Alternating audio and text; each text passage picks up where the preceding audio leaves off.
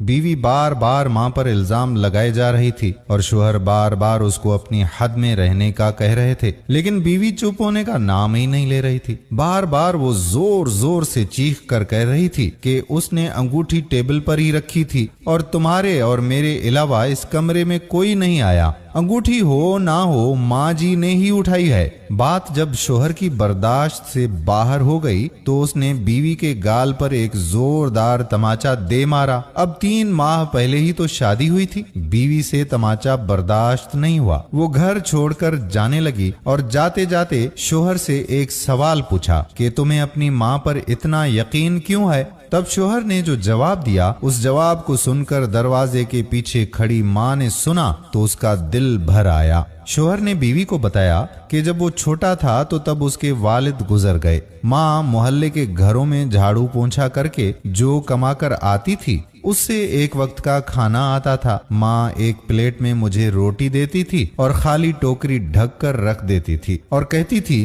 कि मेरी रोटियां उस टोकरी में हैं, बेटा तू खा ले। मैं भी हमेशा आधी रोटी खाकर कह देता था कि माँ मेरा पेट भर गया है, मुझे अब बस और नहीं खाना है। माँ ने मेरी झूठी आधी रोटी खाकर मुझे पाला पोसा और बड़ा किया है। आज मैं 2 रोटी कमाने के काबिल हुआ हूँ, लेकिन ये कैसे भूल सकता हूँ कि माँ ने उम्र के उस हिस्से पर अपनी ख्वाहिशात को मारा है। वो माँ आज उम्र के उस हिस्से पर कैसे अंगूठी की भूखी होगी, ये मैं सोच भी नहीं सकता। आप तो 3 माह से मेरे साथ हैं। मैंने तो माँ की खिदमत को गुज़श्ता 25 सालों से देखा है। ये सुनकर माँ की आंखों से आंसू छलक उठे। वो समझ नहीं पा रही थी कि बेटा उसकी आधी रोटी का कर्ज चुका रहा है या वो बेटे की आधी रोटी का कर्ज। जब बीवी ने अपने शोहर की ये बात सुनी तो उसे बहुत बड़ी शर्मिंदगी हुई और फौरन दरवाजे से लौटकर अपने शोहर से माफी मांगी और अपनी सास को गले लगाकर उससे भी माफी मांग ली।